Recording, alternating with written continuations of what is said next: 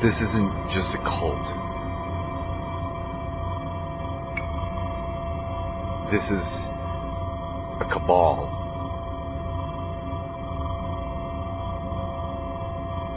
This is an assemblage. This is hurly-burly.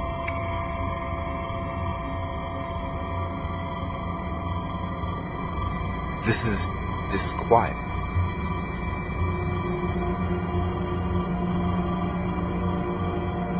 This is poetry.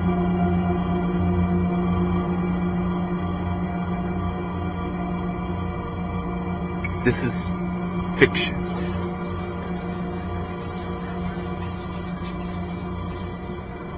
This is reality.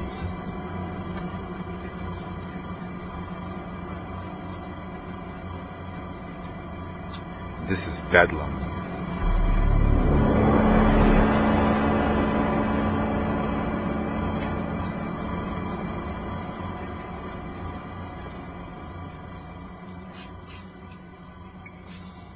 Anything the mind can conceive is possible. Nothing is impossible. All you have to do is look within, and you can realize your fondest dreams. I would like to wish each one of you all of life's wonders and a joyful age of enlightenment.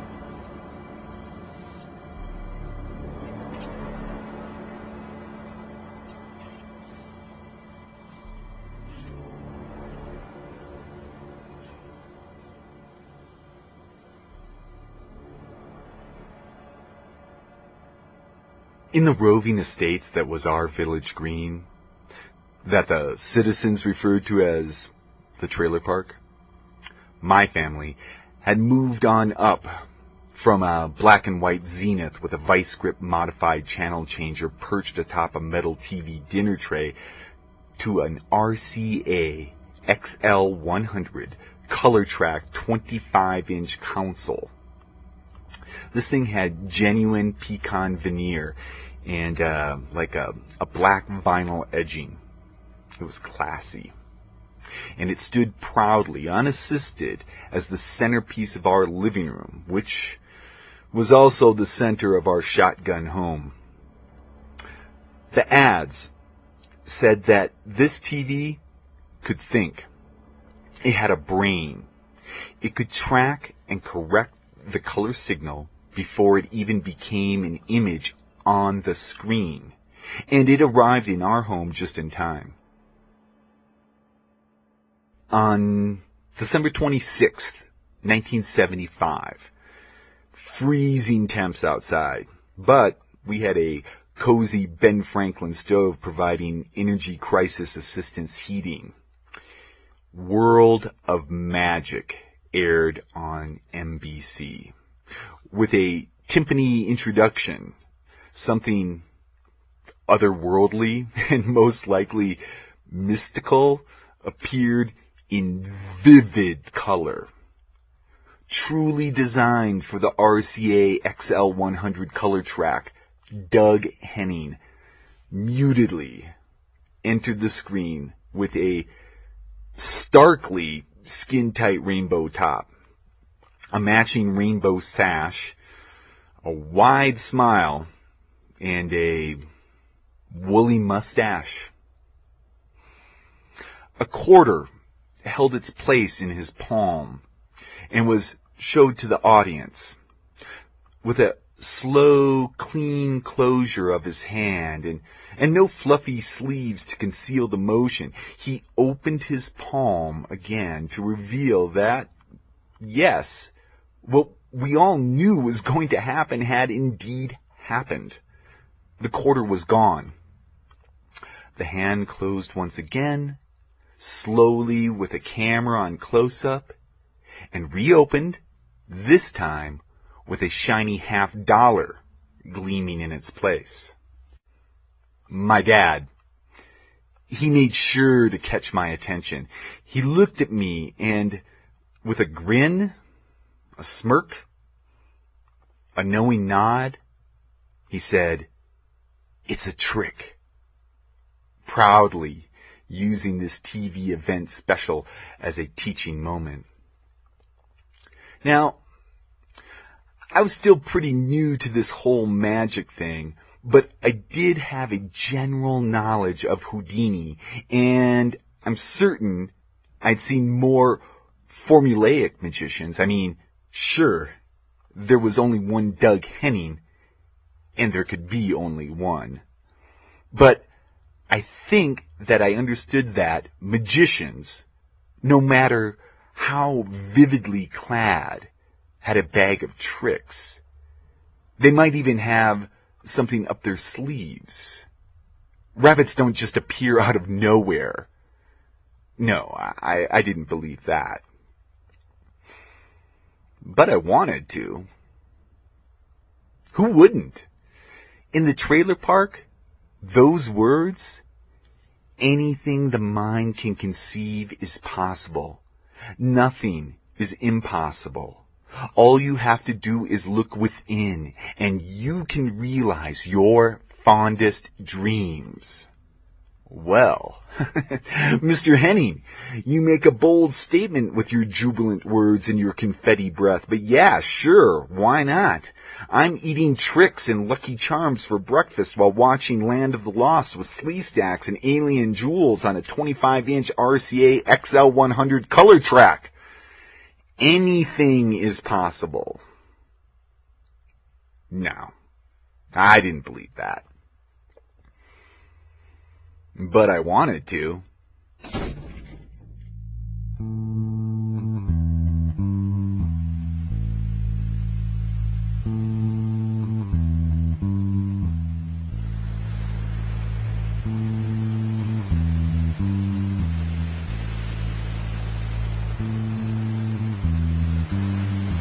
Ain't it the truth, you know that it's stronger than proof, you know it's stronger than time and it's stronger than lies.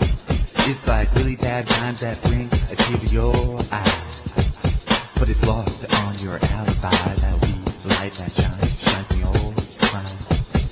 Ain't it the truth, ain't it the truth, ain't it the truth? Ain't it the truth, ain't it the truth, ain't it the truth? Ain't it the truth, ain't it the truth, ain't it the truth? Ain't it the truth, ain't it the truth, ain't it the truth? It'll be 7 more days till I wash my face. There'll be some weird long nights, crisscrossing in the States. But I'll be home soon, I'll be home soon. And my baby's up to sleep. She gives me all that I need. My baby's right by me. Ain't it the truth, ain't it the truth, ain't it the truth? Ain't it the truth, ain't it the truth, ain't it the truth? Ain't it the truth, ain't it the truth, ain't it the truth? Ain't it the truth, ain't it the truth, ain't it the truth? Past riding oases, we visit the mazes, I'm in love with this world. We go through the canyons and go through some taverns, I'm in love with this girl. These override feelings are like good power steering, we roll through the curves. The truth, ain't it the truth, ain't it the truth, ain't it the truth, ain't it the truth, ain't it the truth, ain't it the truth, you know it's stronger than truth, you know it's stronger than time, it's stronger than lies, it's like real bad rhymes that bring a tear to your eye, but it'll be your last alibi. That will shine a light on your crime. It'll be 7 more days till I wash my face. There'll be some weird long nights crisscrossing in the States. But I'll be home soon. I'll be home soon. baby's my baby's self-esteem. She keeps me down. My baby's right by me.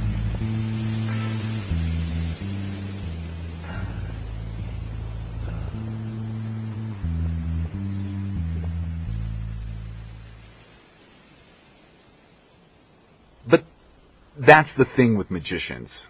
It's all a trick. It's a scam. They're all cons cheating us with their entertaining ripoff. There is always a naysayer in the room reminding us of the swindle with a scoff and a sneer.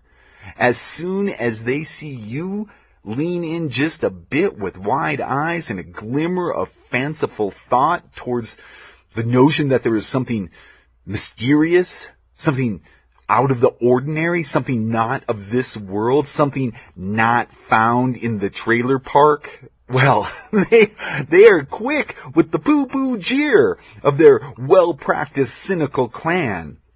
And if you want to just stay there for a while, even though you know it's not real, the mocking begins. You've been cheated, my boy. He's yanking your chain.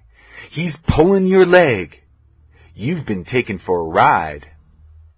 In the end, the pessimist never finds satisfaction, and they grow more distrustful and sarcastic as their knowledge of endless disappointments continue.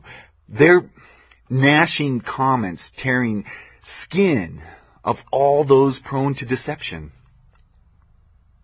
I don't really understand why the magician irks the cynic so. The illusionist is just an entertainer, a performer on a stage aiming to please. The wizard is just trying to conjure up the bridge between the spirit world and humanity. One hand in heaven, one hand on earth. The magician is wisdom and kindness. The magician is the bearer of optimism. Singers, dancers, musicians, jesters, thespians, they are all just stage performers, but they are not magicians. Somehow, their tricks are not tricks. Their talents are not cons. Their routines are not scams. They are not ripping us off. But believe me, they have dexterity. They have ability. They have expertise. They are practiced in their forms. They are artists. My name is Eyeball, and this is Milk Machine. Wait. Relax. Midnight. My name is Milk Machine, and this is Eyeball. Yes, I am over my step feeling flames of sneaky dancers and sacred storylines. Sacred storylines. I tell you, it is all pulling to a death. It is all dangling to a death. It is all stepping on a brow. This stepping on my head. And I am the eyeball of the milk machine. And the machine of eyeball milk, and the milk eyeball of machine, and I am dancing in flames until I collapse, waiting for midnight,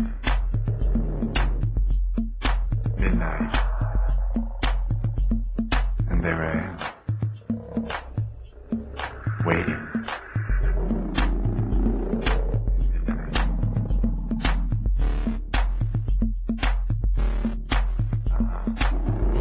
Yes, please. You are Eyeball. You are Eyeball, and I am Milk Machine. My name is Milk Machine, and you are Eyeball. And we are over our step feeling flames of sneaky dancers and sacred storylines. Sacred storylines. I tell you, and you know this, you know it. It is all pulling to a death. It is all dangling to a death. This whole stepping on a brow is stepping on our heads. My head, your head, is stepping on our heads. And I am the eyeball of Milk Machine, and we will collapse in midnight. January 28th, 1985. Prince had a guitar called the White Cloud. It was of the Paisley age.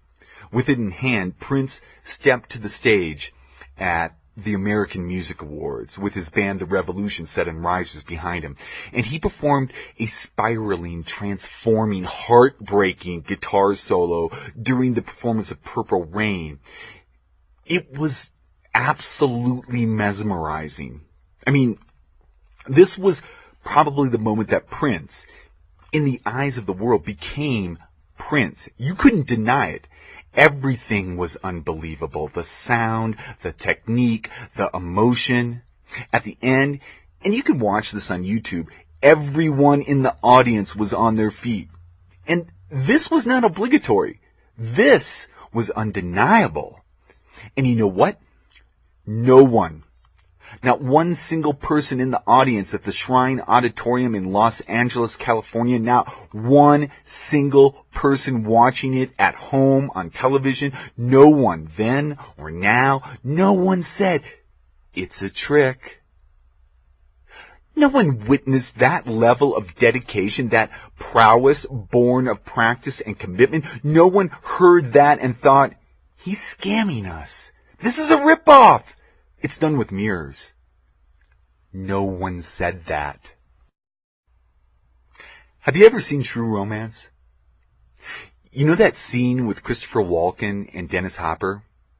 I'm not even sure if it actually is necessary to the plot of the movie, but Tarantino, right? Tarantino wrote True Romance. Must have been. The whole thing is just so Tarantino. And then they get Walken and Hopper to play it. Fucking brilliant. Yeah. Oh, wait. Remember Anthony Perkins in the original Psycho? You know, he's talking about his mother and he gets kind of unhinged. We all go a little mad sometimes. The justification. Right? We all have to get some justification sometimes. Perkins was like 27, 28 years old when he made Psycho. That was in 1960. He was kind of devastating in that nuanced, tortured performance. I'm just the boy next door. Can I give you a hand with that? Has anybody seen my chef's knife? It's all very, very innocent, right? David Byrne always kind of reminded me of Perkins. I mean, if you watch Stop Making Sense, not only does Byrne have a resemblance in facial appearance to Perkins, but he has some of the same tics as Norman Bates. Then, you know, Talking Heads have a song called Psycho, right? I can't be the first person to draw this connection. What makes it even stranger is that back in the mid to late 50s, Anthony Perkins had a musical career himself. He released like 3 albums, and he had a song, what was that? Moonlight Swim. It hit like 24, 25 on the Billboard charts. Oh, and another interesting thing. I guess Perkins was a virgin until he was 39 or something. Why that is publicly known, I have no idea. Maybe it's not even true. I've heard it a couple of times. Either way, no judgment. Who cares? It's really nobody's business. Then again, I can't help but wonder how old Byrne was when he lost his virginity. I mean, it wouldn't surprise me if there was a similarity. But yes, acting. The art of acting. Charleze Theron in Monster. Did you see that? I know, anytime a character an actor gains weight, loses weight, or has a prosthetic. In Monster, she had fake teeth. It can be considered a gimmick. It's Oscar bait. Maybe. Or, playing the mentally or physically challenged. And the Oscar goes to Dustin Hoffman in Rain Man, Daniel Day-Lewis in My Left Foot, Charleze Theron in Monster. But it's not always a gimmick. The Hoffman thing, yeah, that still feels pretty over the top to me. But Theron, I can't really recall the competition that year, but I think she really deserves the Oscar. I mean, personally, I was riveted watching that movie.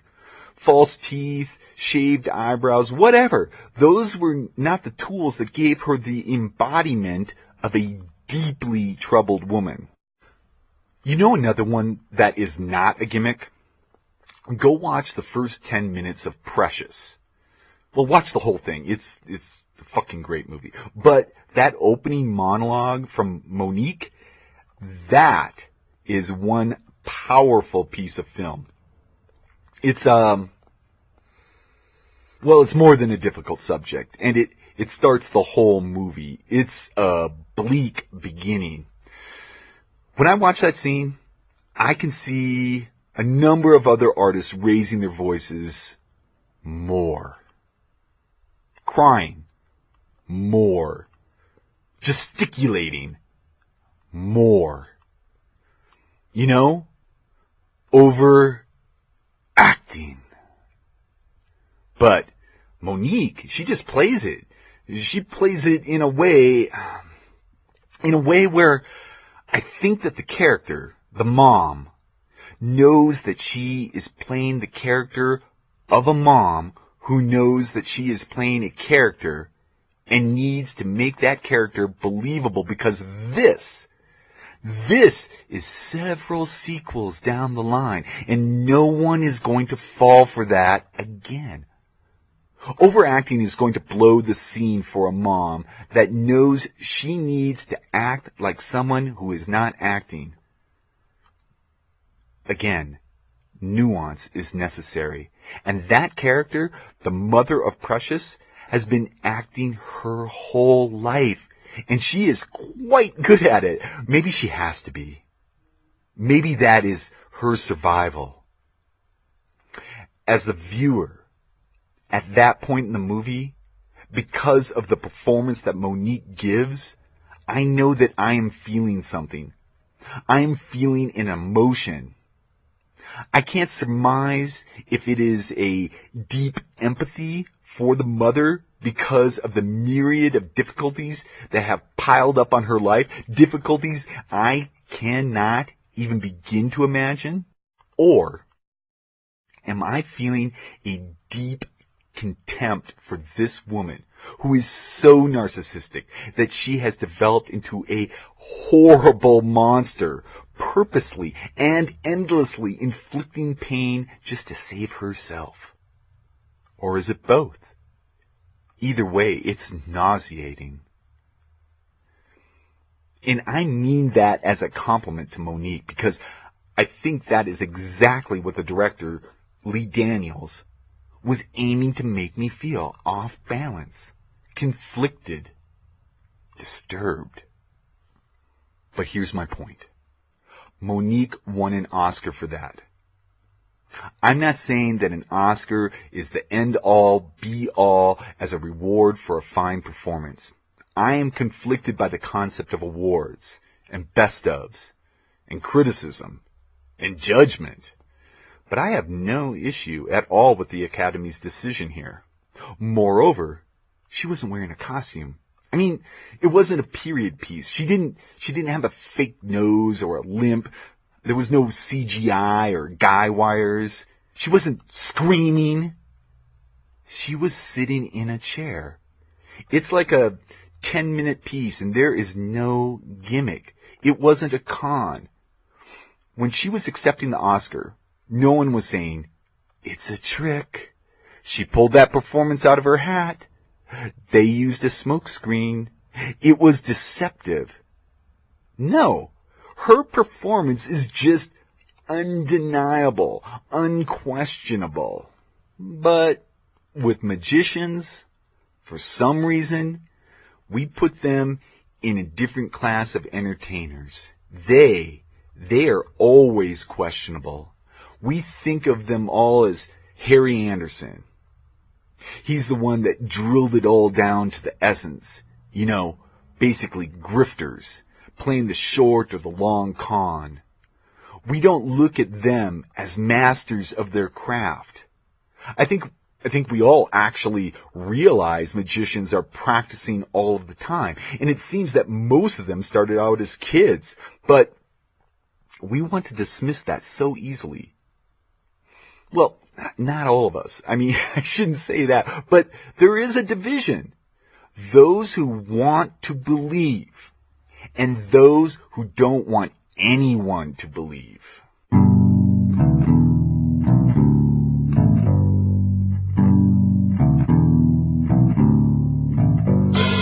Jokey was no traitor and he liked to go to war.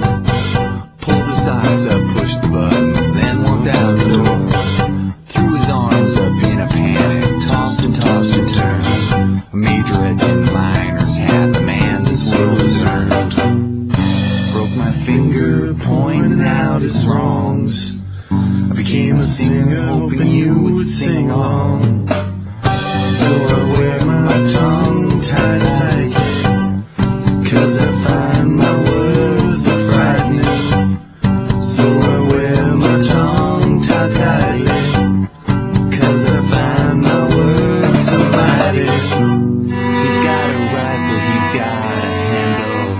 His butterfly nets, his shaving kits are tucked away in plastic. If the train waits the German states, her umbrella's out of nitrous.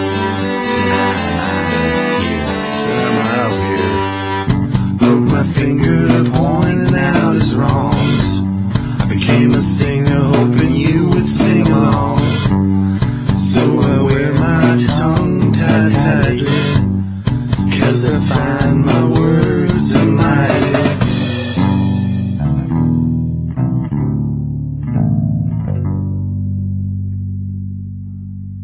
We live in an unusual age. Maybe. Or maybe we're just alive. Just like everyone thinks that they have common sense, maybe everyone thinks that they live in a special moment in history. And maybe they do. Maybe all moments are special, whatever. Here's what I do know.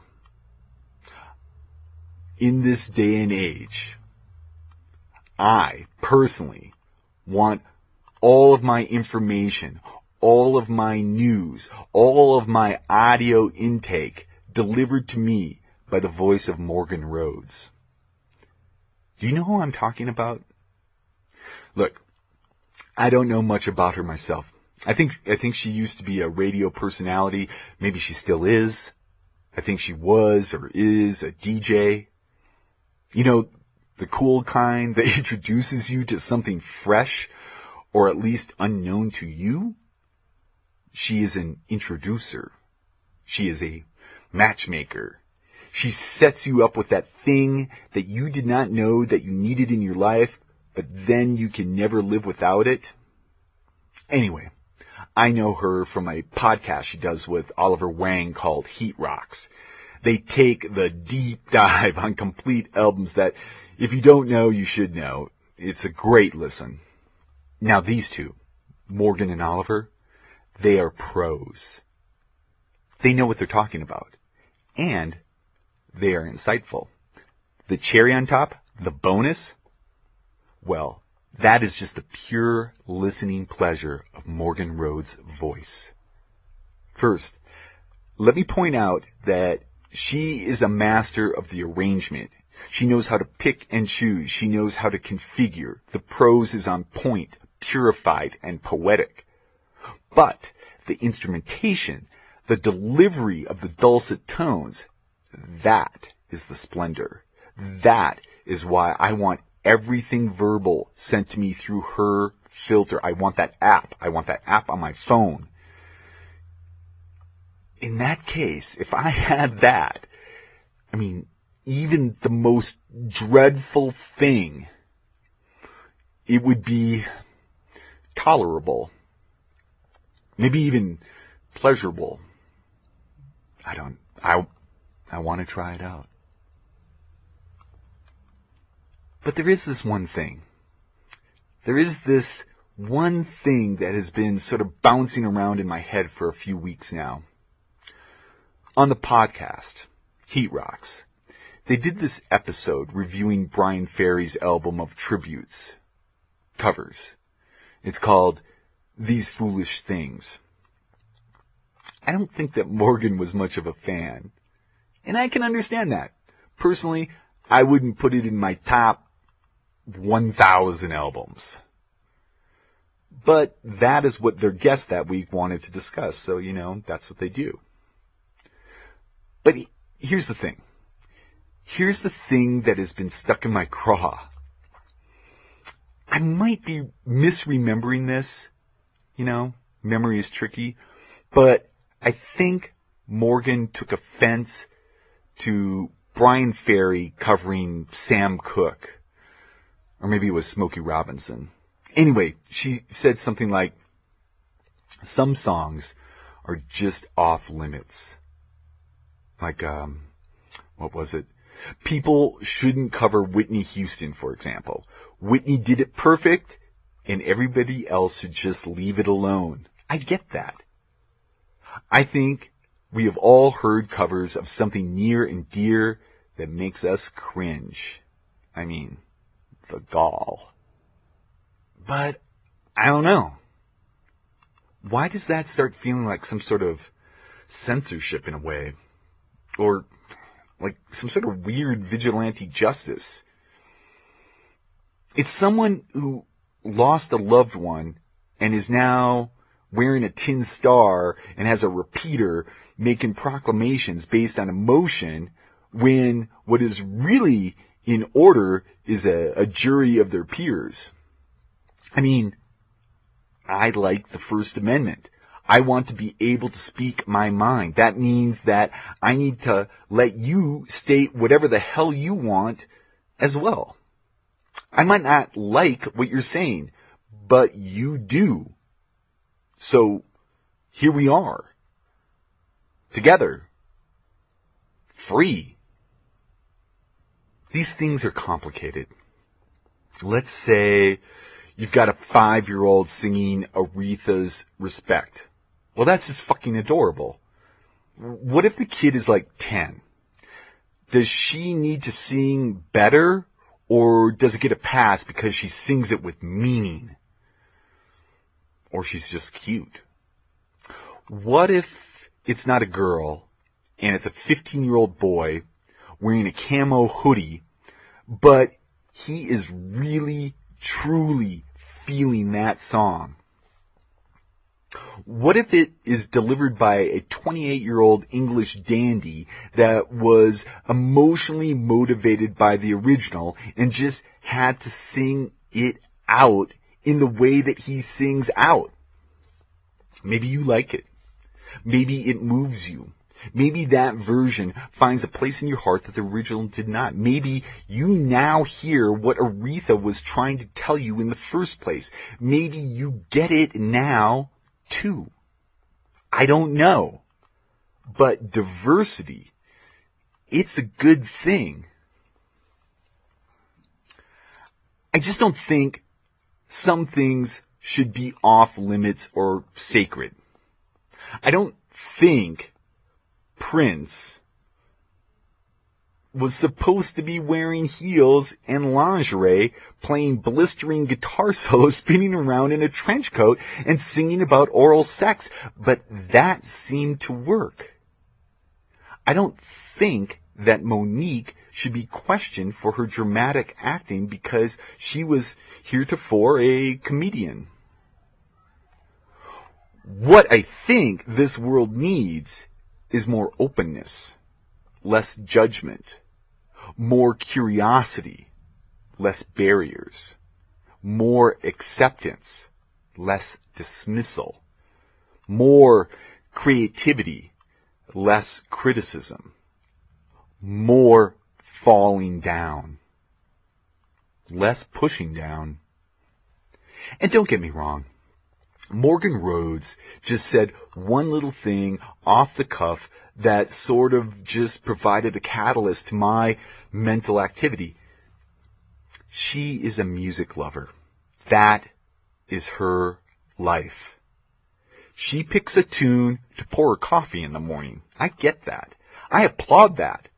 Bryan Ferry maybe took a stab at something they both cherished, and he came up short, according to Morgan. We all rush to defend what we love. At least, I hope we do. What I'm saying is, I want everyone to be free. I want everyone to sing a simple song. If you want to sing out, sing out. Everyone, stop hiding. Stop worrying. Stop judging defensively. This is the only path forward. I really don't think we'll be able to find peace until we all become comfortable with what we now find uncomfortable. Being our legitimate self. Find yourself on all of the spectrums and then be that. And be comfortable with everyone else being that as well. This is something that Prince understood. Be true. Be kind. Be compassionate. The other path is cynical. It's distrustful. And it's demeaning to you and to others.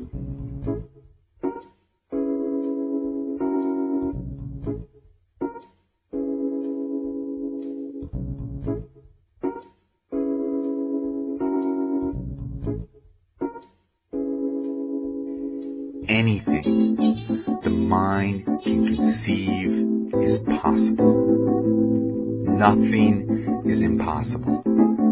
All you have to do is look within, and you can realize your fondest dreams. I would like to wish each one of you all of life's wonders and a joyful age of enlightenment.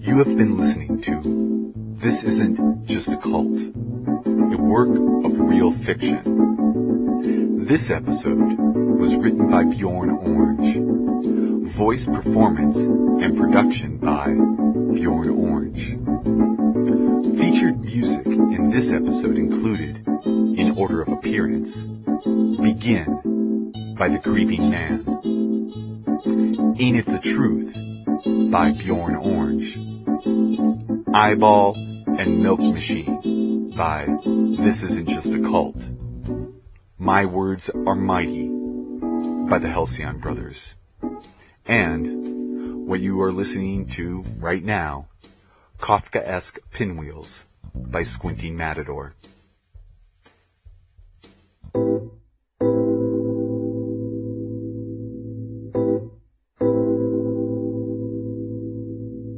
You can learn more about these artists and this art collective at thisisn'tjustacult.com or listen more at SoundCloud, Bandcamp, Spotify, Deezer, iTunes, and just about any other place you get your listening pleasures.